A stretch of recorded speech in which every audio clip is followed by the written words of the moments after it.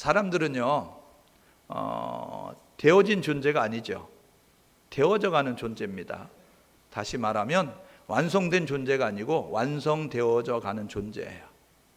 기독교 용어로는 우리가 예수를 믿게 되면 성화되어지는데, 이 온전한 성화를 위해서 우리가 이 땅에서 이제 추구하며 가는 겁니다. 온전한 영화, 온전한 성화는 언제 이루어지냐면 주님 오시는 날에, 그때에 우리가 온전한 성화, 영원한 천국에서 이루어지게 되는 거죠. 우리가 이 세상을 살아가면서 우리는 계속해서 세상의 속성을 버리고 하나님의 속성을 우리 안에 채우는 그런 모습 가지고 나아가는 거예요. 그러니까 신앙생활 몇 년 했다라는 것은 뭐냐면 하나님의 것으로 많이 채워졌다는 것이고 세상의 것을 많이 내려놨다는 거예요. 이게 제대로 된 신앙생활입니다. 신앙생활 50년 했는데 아직도 세상의 것에 채워져 있고 잡혀 있고 세상의 것에 집중하고 있다고 한다면 신앙생활 제대로 하지 못하는 것이죠. 그래서 이제 사람은 만들어가는, 되어져가는 존재다, 이런 말이 있습니다. 제자는 태어나는 것이 아니고 만들어지는 것이다. 제자가 태어나지 않습니다. 제자는 만들어져 가는 거예요. 되어져 가는 것입니다. 신앙인도 역시 마찬가지예요. 하나님에 대한 지식 처음부터 완전 무결하게 가지고 있는 사람은 없지요. 그래서 성경은 여호와를 알자, 힘써 여호와를 알자라고 이야기하고 그리스도의 장성한 분량에 이르기까지 자라가라 라고 이야기하고 있습니다. 그래서 우리 신앙은 성장과 성숙을 위해서 노력을 해야 됩니다. 어떻게 성장할 수 있어요? 어떻게 성숙해질 수 있습니까? 아픈 만큼 성숙해진다고 이야기하잖아요. 그래서 아기들 키워보신 분들은 그렇게 이야기합니다. 아이고, 이 녀석 약아지려고 그러는가 봐, 이 녀석 크려고 그러는가 봐, 그렇게 이야기한다고요. 왜요? 아기들이 한번 아프고 나면 약아져요. 그리고 한번 아프고 나면 이렇게 쑥 커지는 모습이에요.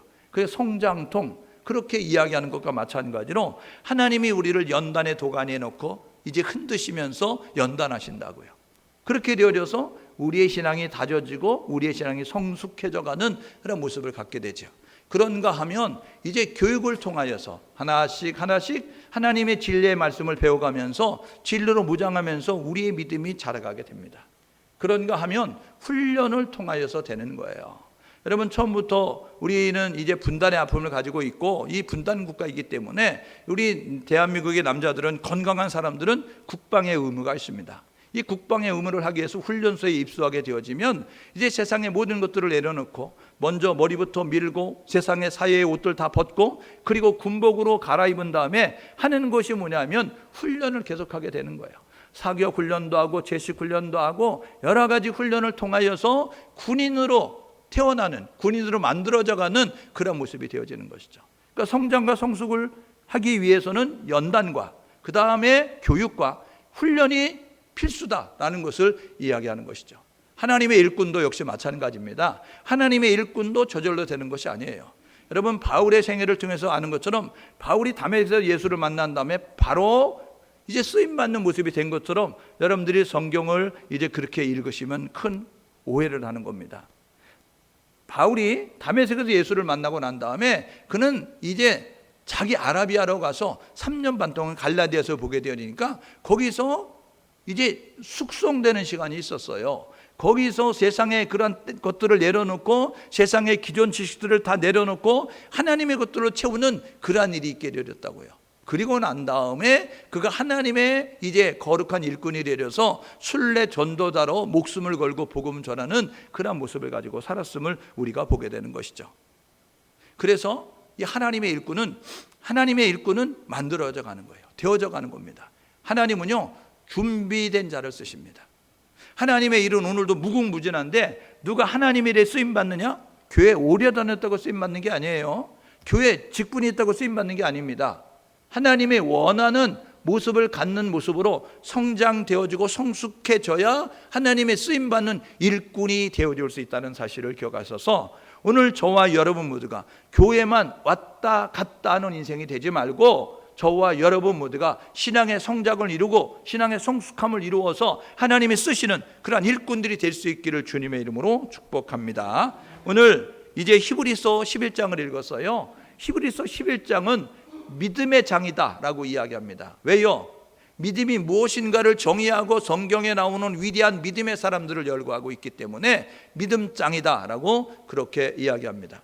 사도행전을 성령의 장이다라고 이야기하면서 성령행전이다라고 이야기하면서 사도행전 28장으로 이루어져 있는데 29장은 우리가 써내려가자, 성령 받은 우리가 써내려가자라고 이야기하는 것처럼 히브리서 11장은 믿음의 사람들을 열거하고 있는데 이곳에 우리의 이름도 믿음으로 아무개는 하고 기록될 수 있는 믿음의 경주를 잘하는 우리 모두가 될 수 있기를 주님의 이름으로 축복합니다. 오늘 모세는, 믿음으로 모세는 이야기하면서 모세에 대해서 우리가 살펴보려고 합니다.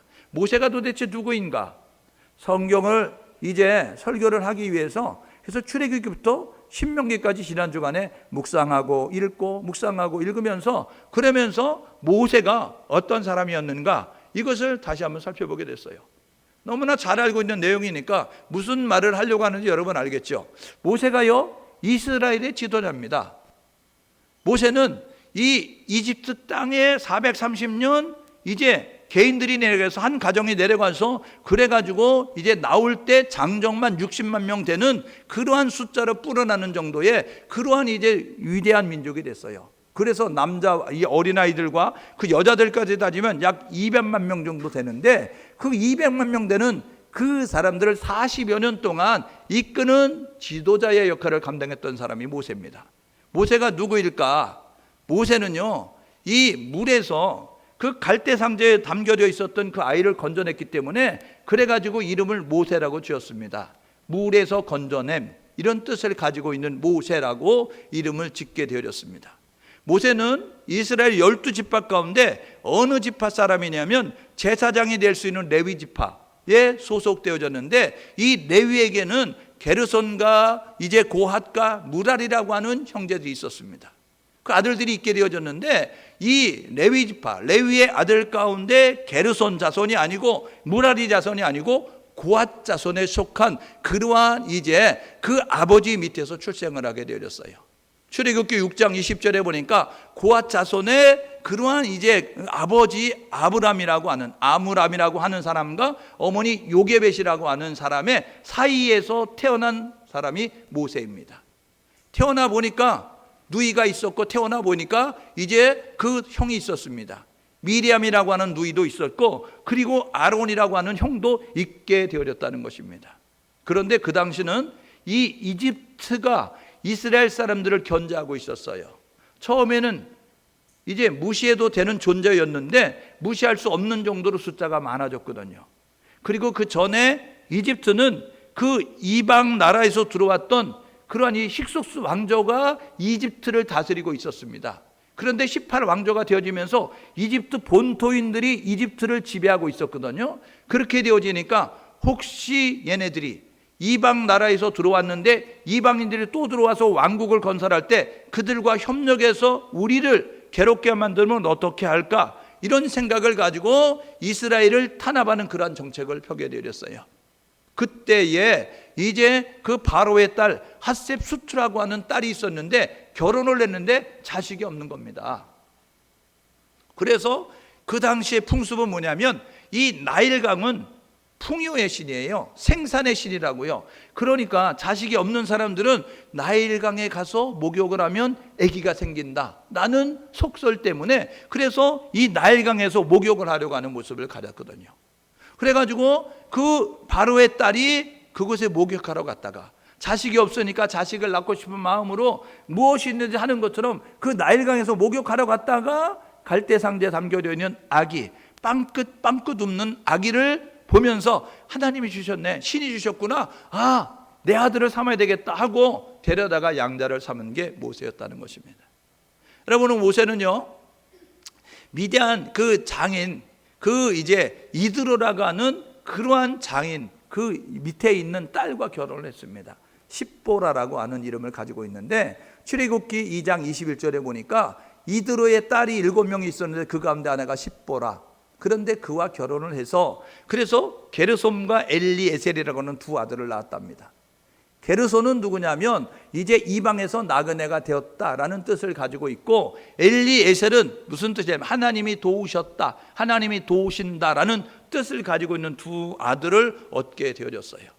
모세가 누구냐면 출애굽 세대, 이집트에서 탈출하는 세대, 그리고 하나님이 약속한 광야에서 이제 가나안 땅을 들어가야 될 광야 2세대, 이 두 이제 세대를 인도했던, 교육했던, 훈련시켰던 사람입니다.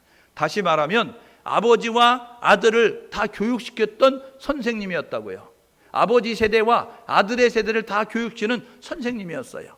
그래서 애굽에서 시내산까지, 그리고 가데스 바네아까지, 그리고 모압 평지까지가 출애굽기, 레위기, 민수기, 신명기의 여정 가운데서 모세가 활동했던 주 무대로서 우리에게 소개를 해주고 있습니다.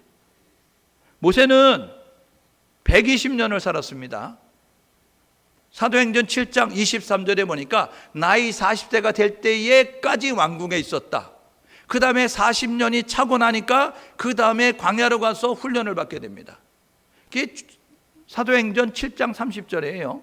그리고 난 다음에 120세에 이 모세가 죽게 되어지는데 눈이 흐리지 아니하고 기력이 쇠하지 않았다. 이게 신명기 34장 7절에 있습니다. 그러니까 여러분들이 그 말씀을 통하여서 모세는 120년을 살았구나를 알 수 있는데, 이걸 3기로 나누어서 설명을 드릴 수 있어요. 1기, 2기, 3기로 모세가 활동했던 시기를 나누어서 설명을 드릴 수가 있다고요. 1기는 태어나서부터 40세가 될 때까지 1기라고 이야기하고, 2기는 41세부터 80세까지, 그 다음에 3기는 81세부터 120세까지. 마치 통일 왕국의 40년, 40년, 40년, 사울왕, 다윗왕, 솔로몬왕 이렇게 나누듯이 이 모세의 생애도 40, 80, 120으로 이렇게 나누어서 설명을 드릴 수가 있다는 것입니다. 그러면 이 모세를 3기로 나누게 되어지는데, 이 모세가 그 가정마다 하나님이 훈련하는 그런 모습을 통하여서 믿음의 사람으로 거듭나는 거예요. 믿음의 사람으로 세워진 것이라고요. 그러니까 여러분들이 오늘도 인생을 살아가는데 여러분의 삶의 현장에서 하나님은 여러분들을 훈련하고 계시다고요. 하나님은 여러분들을 교육하고 계시다고요. 하나님은 여러분들의 신앙과 믿음이 성장할 수 있도록 지금도 연단의 도가니 속에서 여러분들을 넣고 흔드신다고요. 그러니까 여러분들이 어떤 목사님이 그렇게 해야지, 우리 오카노 목사님이 그런 이야기 했어요. 고통에는 뜻이 있다라고 이야기했던 것처럼, 여러분, 우리가 당하는 고난, 우리가 당하는 그 고통에는 하나님의 숨겨진 뜻이 있다는 것입니다. 그러니까 여러분들이 왜 나만 겪는 고난이라고 원망하고 불평하지 말고, 고난을 당하게 되어지면 여러분 앞에 다가오는 고난이 있다고 한다면 하나님의 뜻과 사연이 있구나, 하나님의 예비한 섭리가 있구나, 이런 생각을 가지고 이 고난을 기쁨으로, 감사함으로 맞이할 수 있는 우리 모두가 될 수 있기를 주님의 이름으로 축복합니다. 그래서 오늘 이 모세는 첫 번째 출생으로부터 40세까지입니다. 이게 출애굽기 이제 사도행전 7장 22절에 있게 되어지는데, 그때의 어떤 생활이었는지를 이야기합니다. 바로의 공주로서 애굽에서 살면서 애굽의 학문과 그런 이제 지식을 쌓아가는 그런 모습을 가지고 있었다. 사도행전 7장 22절은 그래서 애굽의 학문에 이제 출중한 모습을 가지고, 그래서 이것이 토대가 되어져서 모세 오경을 기록할 수 있었다라고 성경학자들은 해석을 하는 거예요. 난 놓고 기억자도 모르는데 뭘 쓰겠어요. 그러니까 이 40세가 될 때까지 왕궁에서 쥐어주는 밥을 가지고 이제 선생님을 붙여가지고 교육을 시키니까, 그런 교육을 받으면서 지혜로운 자가 되어지고, 지식을 습득한 자가 되어지고, 분별할 줄 아는 자가 되어지고, 판단할 줄 아는 자가 되어지니까 이것이 나중에 하나님의 쓰임받는 그런 모습이 되어질 수 있었다는 겁니다. 그래서요, 왕궁에서 아까 이제 그 공주의 아들로 이제 기워지게 되어졌잖아요. 부족함이 없는 것이죠. 모든 것을 다 알아서 척척척 해주고 공급해주니까 내가 손 하나 까딱 하지 않아도 생존에 문제가 없고 전혀 불편함이 없는 그런 모습을 가지고 있었습니다. 그때의 생활은 뭐냐면요, 이 모세는 자기 중심적인 생활입니다. 나만 좋으면 되는 거예요. 어느 글을 읽으니까 자녀를 망치는 10가지 비법이 있습니다. 자녀를 이 세상에서 욕먹게 만들고 망치는 비법이 있는데, 걔가 원하는 거 다 해주면 된다는 거예요. 걔가 잘못했을 때 그냥 못 본 척하고 무관심하면 된다는 거예요. 그러면 그 자녀는 틀림없이 세상에서 지탄을 받고, 세상에서 이제 인정을 받지 못하고, 세상에서 이제 사랑무시하지 못하는 모습을 가지고 성장하게 될 거다라고 이야기하는 거죠. 보십시오. 부족함이 없이 모든 사람이 다 굽신굽신 되어지고 모든 사람이 자기를 중심으로 해서 돌아가는 모습을 갖게 되어지니까 자기 중심적인 생활을 하는 그러한 이제 시대가 모세 이 일기 때에 40세가 될 때까지 왕궁에서 애굽 바로의 공주의 아들로 애굽 이제 왕궁에서 생활할 때에 그런 모습을 가졌습니다. 그때요 자기가 법인 거예요. 자기가 재판관인 겁니다. 내가 판단하면 옳은 것이고 내가 결정하면 시행해야 되는 거예요. 내가 말하면 다 그대로 해야 되는 겁니다. 그랬을 때에 자기가 법이고 자기가 재판관이에요. 야고보서 4장 12절에 보니까요, 입법자, 법을 만드신 분도 그리고 재판관도 한 분이신데 그는 구원하시기도 하시고 멸하시기도 하시는 분 하나님이시다라고요. 성경은 우리에게 하나님이 법을 만드셨다, 그리고 하나님이 재판하신다라고 이야기합니다. 그런데 우리가요, 자기가 법을 만들고 자기가 법이고 자기가 재판관이고 이런 모습을 가지고 사는 사람들이 있다는 것입니다. 신앙생활 누가 잘하냐면요, 신앙생활은 내가 법이고 내가 재판관이 아니라 신앙생활은 하나님 말씀대로 하는 사람이 잘하는 겁니다. 신앙생활은 그래서 나를 낮추고 하나님의 말씀에 맞춰가는 것이 신앙생활이거든요. 그러니까 보십시오. 이 일기 때 하나님이 훈련하시는 목적은 뭐냐면 자포기 훈련입니다. 자파세 훈련이에요. 나 자신이 없어지는 그러한 시기에, 나 자신이 깨어지는 시기에, 그래서 이제 하나님 앞에 철저히 낮아지는 모습을 가져야 되는 그러한 시기가 이 일기 때 이루어져야 되는 것입니다. 여러분, 제자가 되는 조건 아세요? 예수님께서 주님 제자를 부르실 때에 나의 제자가 되려거든 이야기하면서 첫 번째 조건이 뭐냐면 자기를 부인하고 이렇게 이야기하고 있습니다. 여러분, 예수님의 제자가 되는 사람은요, 자기를 부인하지 않으면 절대로 제자가 될 수 없습니다. 내가 살아있으면 제자가 될 수 없는 거예요. 나는 없어져야 되는 것입니다.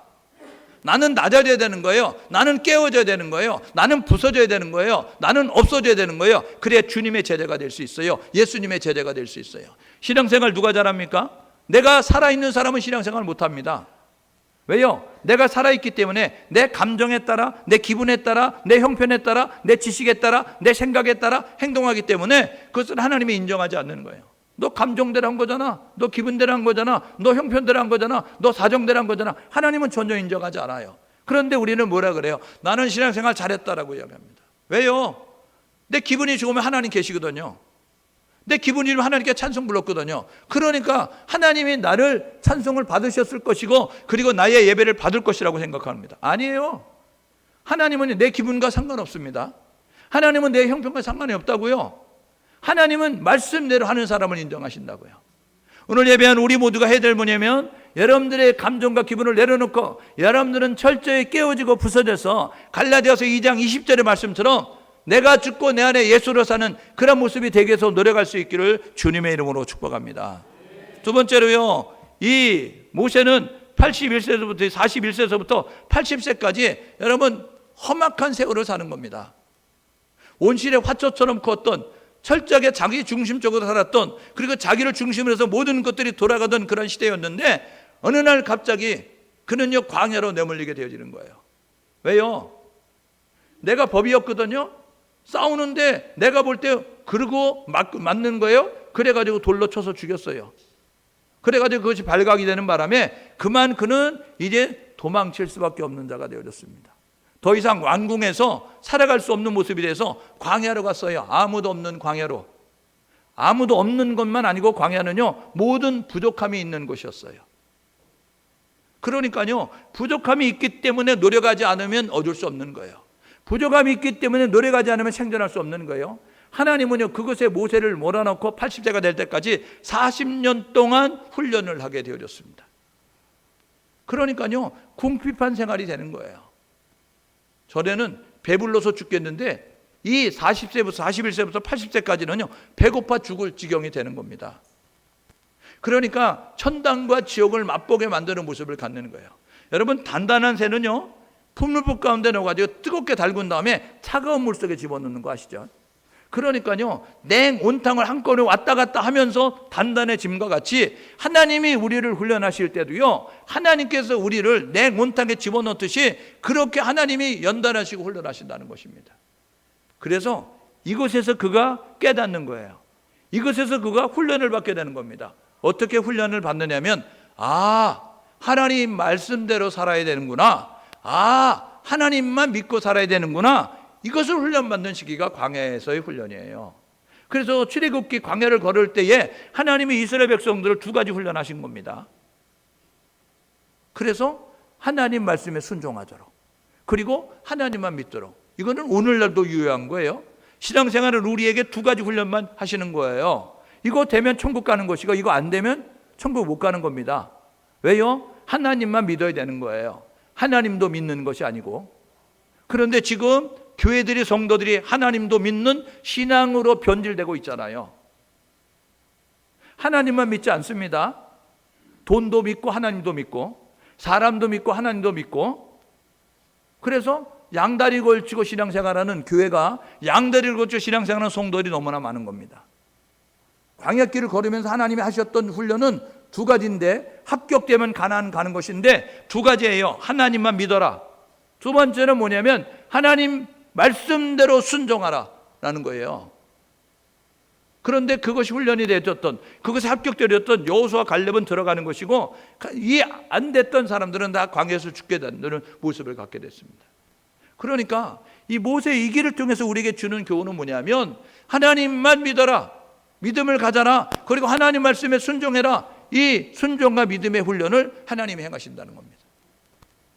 세 번째로요, 81세에서부터 120세까지 쓰임을 받게 되어집니다.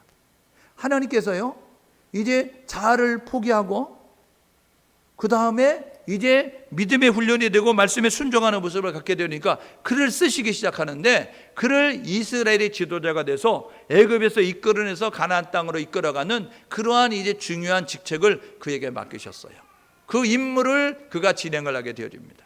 그래서 이 3기 때 모세는요, 지도자 생활을 하는 거죠. 이스라엘의 지도자, 정치적인 지도자, 경제적인 지도자, 그리고 이제 그 군사적인 지도자, 이런 모습을 가지고 모든 이제 그 백성들을 돌아보는 모습을 갖습니다. 그런데요, 이때에 필요한 것이 있습니다. 지도자는 힘들고 어려운 거 아시죠? 지도자는요, 너무나 외로운 거 아시죠? 왜냐하면요, 참아야 하는 게 너무 많은 거예요. 여러분, 참아야 하는 게 너무 많은 거예요. 인내해야 될 것이 너무나 많은 거예요. 그런가 하면 이제 다음에 후계자를 세우는 그런 모습도 이제 게을리하다는 모습을 가져야 되는 거예요. 진정한 리더자는요, 리더자가 없을 때 그 조직이 스톱이 되지 아니하고 그 조직이 평상시와 같이 원활하게 돌아가는 것이 진짜 지도자가 해야 될 일입니다. 한 사람이 빠졌다고 그 조직이 멈춰선다거나, 한 사람이 빠졌다고 그 조직이 움직이지 않는다고 한다면 이것은 이제 그 좋은 지도자가 아니라는 겁니다. 그런데 이 모세가 그 일을 감당하게 되죠.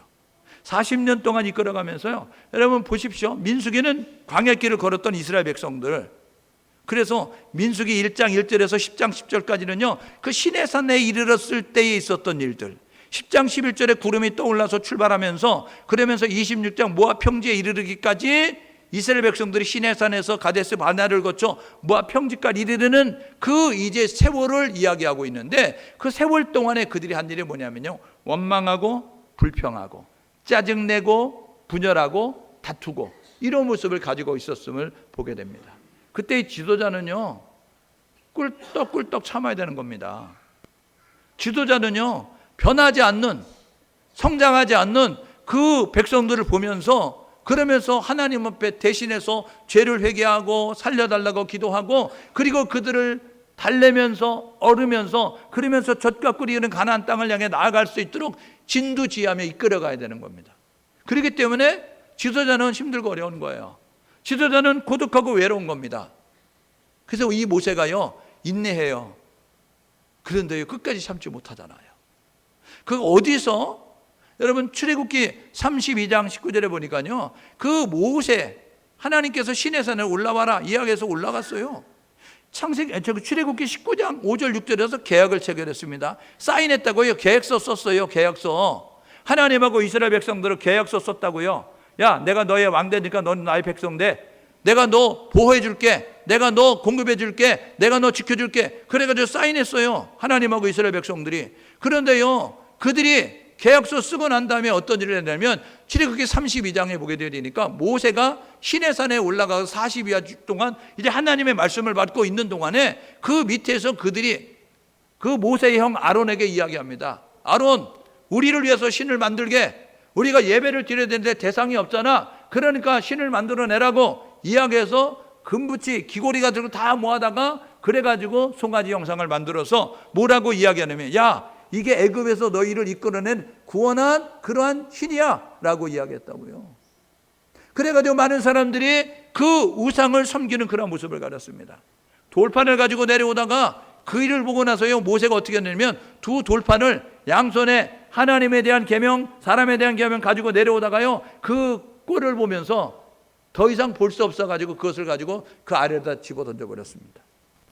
왜요? 성장하지 않는, 변화되지 않는 그러한 모습을 가지고 있었던 그러한 이스라엘 백성들을 보면서 안타까운 마음 가지고 부모의 심정을 가지고 그가 분노하면서 그 돌판을 던져서 깨어버리는 모습을 가졌습니다. 민수기 20장 반석을 명하여 물을 내라 라고 이야기했을 때 전에 반석을 쳐서 물을 낸 경험이 있는데 물이 없다고 또 원망불평하는 그들을 보면서 이 모세가 했었던 일은 뭐냐면 반석을 명하여 반석에게 소리해서 반석에게 소리내서 말해서 그렇게 물을 내라고 이야기하는데 그가요 이 변화되지 않는 또 반복하고 있는 이스라엘 이 백성들을 보면서 그 반석을 친다고요. 그래서 하나님이 말씀의 불순종가 탈락되는 거예요. 모세는요 가나안 땅에 못 들어갔습니다. 40년 동안 죽으라고 고생하고. 왜요? 백성들 때문에. 변화되지 않는 백성들 때문에. 지도자인 그 모세가 그것을 참지 못한 것도 있지만 그 화를 돋구는 그러한 분을 돋구는 그러한 모습을 가진 이스라엘 백성들 때문에, 변화되지 않는 그들 때문에 이 모세가요 하나님의 말씀을 듣지 아니하고 자기의 감정대로 행동함으로 말미암아 하나님께서 민수기 20장 10절 이하의 12절 말씀을 보게 되면 뭐라고 이야기하냐면 너는 나를 믿지 아니한 거로, 너는 나의 영광을 드러내지 않고로, 나의 거룩함을 나타내지 않고로, 그러면서 너는 못 들어가 라고 이야기했다고요. 여러분, 사역을 하면서 필요한 것이 있는데, 여러분들이 하나님을 믿으면서 신앙생활하면서 필요한 것이 있는데 뭐냐면 여러분의 성품 훈련을 행할 수 있는 우리 모두가 될 수 있기를 주님의 이름으로 축복합니다. 여러분, 우리는요 날마다 우리 안에 성품의 훈련이 있어야 되는 것입니다. 하나님의 성품으로 우리의 것을 채워가는 모습이 우리 가운데 있어야 되는 거예요. 하나님의 속성들로 우리의 것을 채워가는 그런 모습이 우리 가운데 있어야 되는 것입니다. 그래서 잠언은 그렇게 이야기합니다. 잠언에 뭐라고 이야기하느냐면 자기 마음을 다스리는 자가 여러분 성을 빼앗는 자보다 낫다고 이야기하는 거예요. 잠언 4장 23절에 무릇 지킬 만한 것보다 더욱 내 마음을 지켜라. 생명이 근원이 이에서 남이라고 이야기하잖아요. 오늘 하나님께서 올해 제게 주신 말씀이 있어요. 우리 말씀 카드 뽑잖아요, 연말에. 아이고, 어떻게 하나님께서 저에게 그런 말씀을 주셨는지. 데살로니가서 5장 14절 말씀인데요. 데살로니가전서 5장 14절은 이렇게 이야기합니다. 또 형제들아 너에게 권면하노니, 이야기하면서 너희는 게으른 자들을 권계하며 그 다음에 마음이 약한 자들을 위로하고 그 다음에 이제 힘이 없는 자들을 붙들어주고 그 다음에 뭐라 하는 자세요? 모든 사람에 대해 오래 참으라. 얼마나 안 참으면 참아라 이야기하고 있어요. 여러분, 어떤 때는요 정말 답이 없는 사람이 있습니다. 답이 없는 사람, 정말 깝깝할 때가 있어요. 아니 정말 구스여라 굼스나처럼 굳건하게 안 변하는 사람이 있어요. 어찌도 저렇게 안 변할까? 어찌도 저렇게 성장되지 않을까? 어찌도 저렇게 잘하지 않을까? 그런 모습을 갖는 사람이 있어요. 그런 거 보면요 정말 아버지가 저절로가 나오는 거죠. 아버지 이러면서 참기는 참는데 나도 인간인지 어떤 때 꿀떡꿀떡 하면서 나오는 것들이 있다고요. 그랬더니요 그때마다 아침마다 제가요 여기 3시에 나와요. 그래가지고 여기서 하는 게 뭐냐면요 무릎 꿇고 하는 게 첫 번째 그거부터 외우는 거예요. 모든 사람에도 오래 참으라. 하나님 오늘도 참게 해주세요. 그런데요 참기는 참는데 잠깐 잊어버리면 또 그거 이제 그냥 참지 못하고 그런 모습을 가릴 때가 너무나 많더라고요.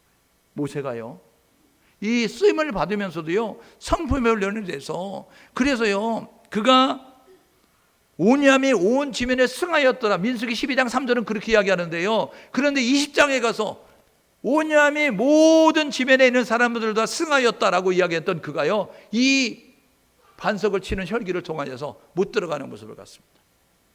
오늘 예배한 우리 모두가 필요한 것은 뭐냐면 끝까지 하나님의 성품을 채우기 위해서 노력할 수 있는 우리 모두가 될 수 있기를 주님의 이름으로 축복합니다. 우리가 결단해야 되잖아요. 오늘 본문 24절부터 그렇게 이야기합니다. 공주의 아들로 사는 것을 거절하고, 그리고 잠깐의 낙을 누리는 것보다 고난받는 것을 선택했고, 그리고 믿음의 상 주시는 이를 바라보면서 끝까지 달려갔다라고 그렇게 성경이 우리에게 이야기하고 있습니다. 오늘 말씀을 들으면서 우리가 결단해야 되는 거예요. 신앙생활하면서 모세는 이런 단계 가운데 훈련을 통하여서 하나님의 사람이 됐어요. 여러분, 죽을 때도요 하나님의 종이라고 이야기하고요, 이 모세에 대해서 이제는 이 모세와 같은 선지자가 후에는 없을 것이다 라고 이야기하는 위대한 사역을 감당하는 사람이 되어렸다고요. 오늘 저와 여러분 모두가 말씀을 들으면서 해드릴 있습니다. 그것은 뭐냐면 안주하지 않는 우리 모두가 될 수 있기를 주님의 이름으로 축복합니다. 변화산에 올라갔던 예수님과 제자들, 변화산에 예수님의 변화된 모습을 보면서 베드로가 이렇게 이야기합니다. 예수님, 여기가 좋사오니 여기서 사십시다 이야기하잖아요. 여러분, 바로의 공주의 아들로 여러분 부정함이 없이 사는 모세는요, 여기가 좋사오니 그런 모습을 가질 수 있어요. 오늘 24절에 뭐라고 이야기합니까? 그는요 바로의 공주 아들이라고 칭함받는 것을 거절했다고요. 안주하지 않았다고요. 오늘 저와 여러분 모두가 여러분들이 안주하지 아니하고 여러분들 세상을 박차고 일어날 수 있는 우리 모두가 될 수 있기를 주님의 이름으로 축복합니다.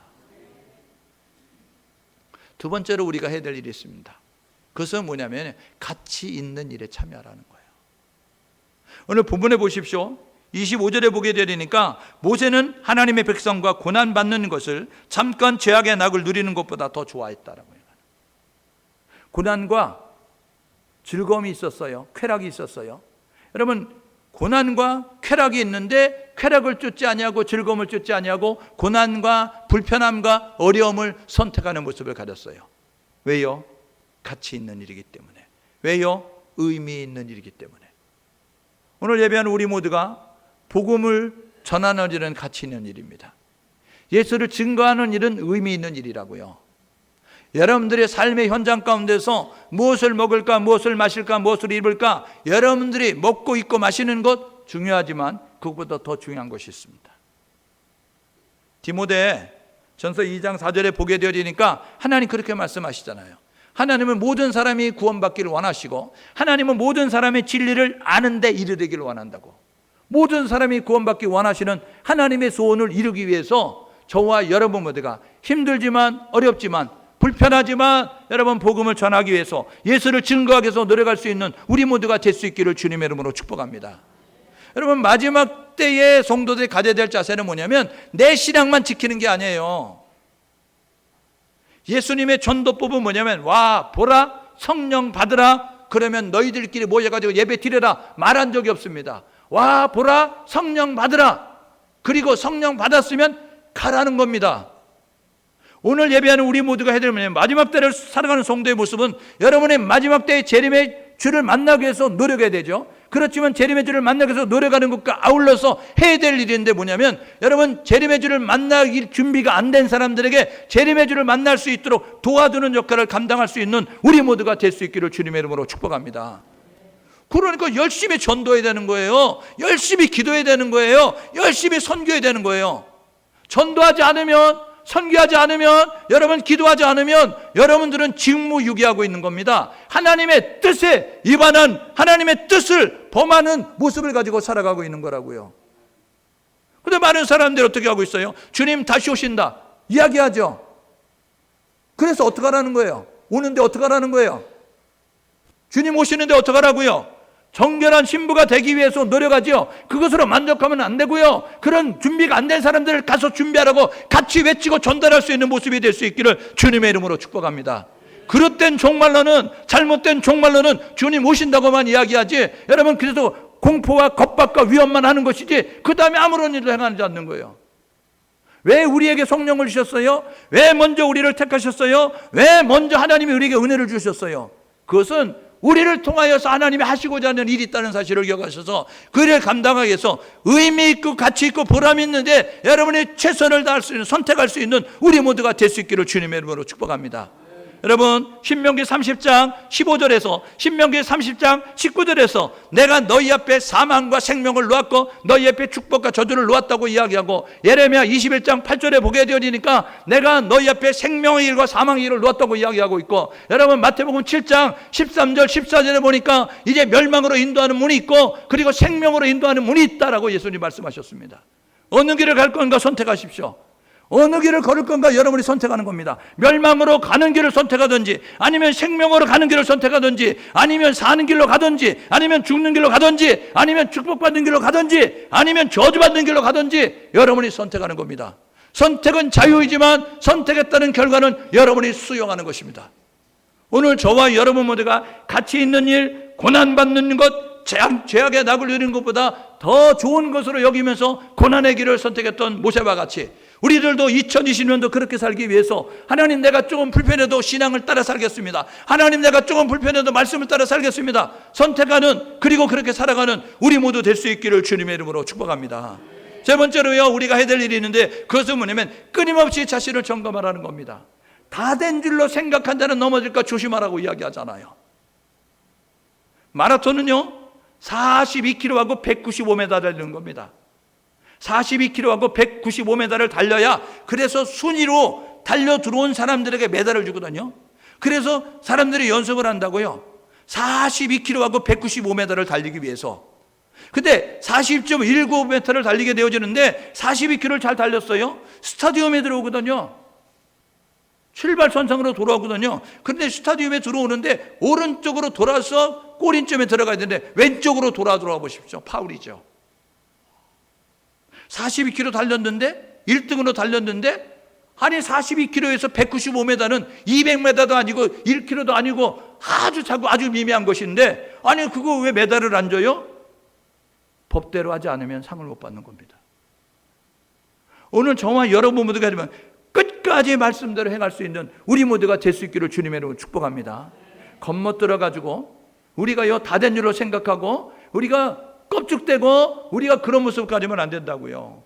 봐봐요, 모세 가나안 땅에 못 들어간다니까요. 인간적으로 보십시오. 40년 동안 일 시켰으면 여러분 혜택을 줘야 되는 거 아닙니까? 여러분 40년 동안 그렇게 쎄빠지게 일했으면 여러분 그 사람의 뭐 예우를 해줘야 되는 거 아닙니까? 하나님이 주신 예우가 뭔지 아세요? 하나님이 모세에게 주신 특별한 그런 대우가 뭔지 아세요? 야, 느보산에 올라가. 야, 비스간산에 올라가. 바라봐, 저기서부터 저기까지가 너희 후손들이 들어갈 땅이다. 보는 것만 허락하셨습니다. 오늘 저와 여러분 모두가 해야 될 뭐냐면요, 끊임없이 자신을 점검할 수 있는 우리 모두가 될 수 있기를 주님으로 축복합니다. 고린도서 13장 5절에 이야기하죠. 너희가 믿음 안에 있는가 점검하고 확증하라. 여러분, 믿음은 살아있어야 합니다. 믿음은 행동해야 하는 거예요. 형식적인 외식적인 여러분 죽은 믿음은 안 된다고요. 그런데 많은 사람들이요, 내가 믿음이 있다라고 생각하고 있습니다. 믿음이 있는가? 행동이 말하는 거예요. 여러분의 삶이 말하고 있는 거라고요. 내가 하나님 사랑합니다. 여러분, 하나님 사랑한다고 말하는 게 하나님 사랑하는 것이 아니고, 요한 1서에 보니까 눈에 보이지 않는 하나님을 사랑한다고 하면서 눈에 보이는 형제를 사랑하지 않으면 거짓말하는 자라고 이야기한다고요. 하나님 사랑한다고 말하는 사람은요, 하나님 사랑에 대한 표현의 증거가 있는데 눈에 보이는 형제를 사랑하는 거예요. 형제 사랑하지 않으면 하나님 사랑합니다. 하나님 내가 끔찍이 사랑합니다. 엄청나게 사랑합니다. 거짓말이라는 거예요. 성경이 이야기합니다. 내 이야기가 아니고. 신앙생활은요, 성경대로 하는 겁니다. 신앙생활은 말씀대로 하는 거예요. 오늘 저와 여러분 모두가 해야 될 뭐냐면 점검해 보십시오. 자신을 점검해 보면서 저와 여러분 모두가 이 모세가 끝까지 달려가지 못함으로 말미암아 여러분 위대한 종이었지만 하나님의 약속한 그 땅에 들어가지 못하고 안타까운 모습을 가지고 생을 마감할 수밖에 없는 그런 모습을 가졌던 것처럼 저와 여러분 모두가 끊임없이 자신을 복종시켜가면서 여러분 깨어있는 모습이 되기 위해서 노력하는 우리 모두가 될 수 있기를 주님의 이름으로 축복합니다. 이 시간에 우리 함께 찬양을 부르고 기도하기 원하는데요, 나 주님의 길을 가리라. 우리 찬양 부리고 믿음의 고백으로 가사를 생각하면서 신앙의 고백을 담아서 우리 함께 찬양을 부르면 좋겠습니다.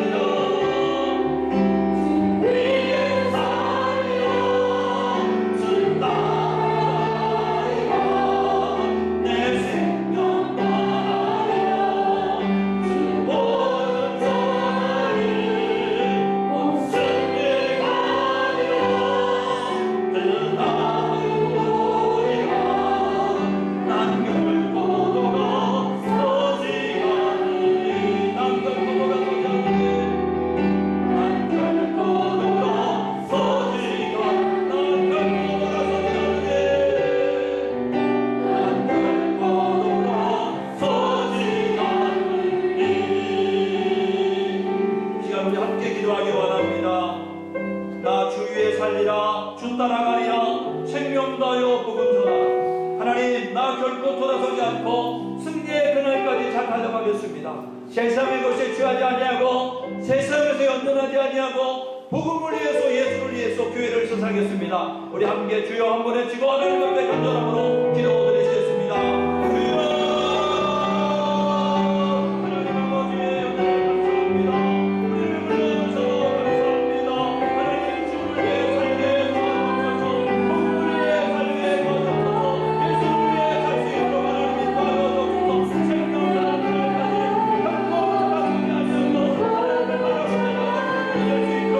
인도하여 주옵소서. 생명나는 그날까지 결코 돌아서지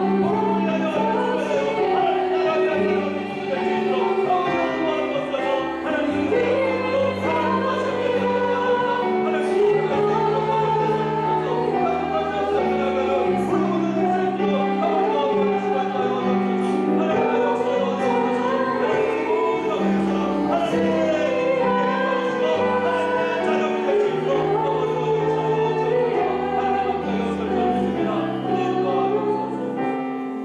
하나님의 바라보는 될수 있도록 여러분의 문제가 있습니까? 여러분의 질병이 있습니까? 여러분의 고민이 있습니까? 여러분의 아픔이 있습니까? 여러분의 소원이 있습니까? 하나님은 다 들으시고 응답하실 수 있습니다. 위대하시고 강하신 우리 하나님께서 모든 것을 이룰 수 있음에, 하나님, 나의 질병을 고쳐 주옵소서. 문제를 해결하여 주옵소서. 부족함을 채워 주옵소서. 하나님, 소원을 응답하여 주옵소서. 우리 주여 한 번 해주시고 우리의 문제와 소원과 하나님, 우리의 질병을 가지고 하나님 앞에 기도하기 원합니다. 주여,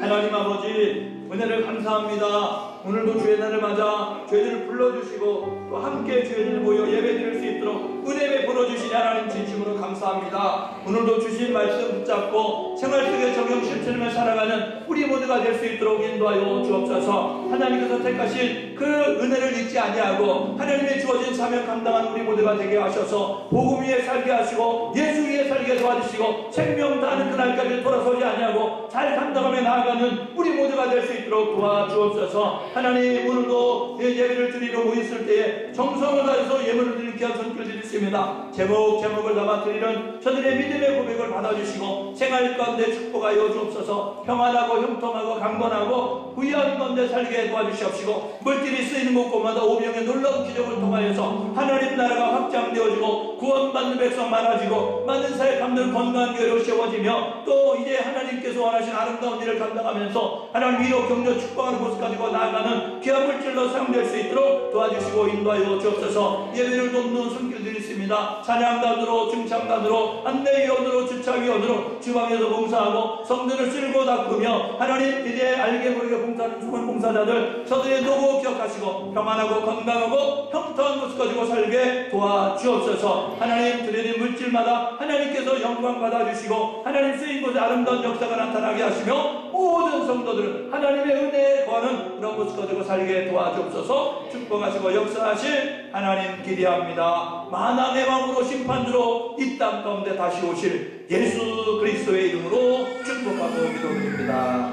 아멘.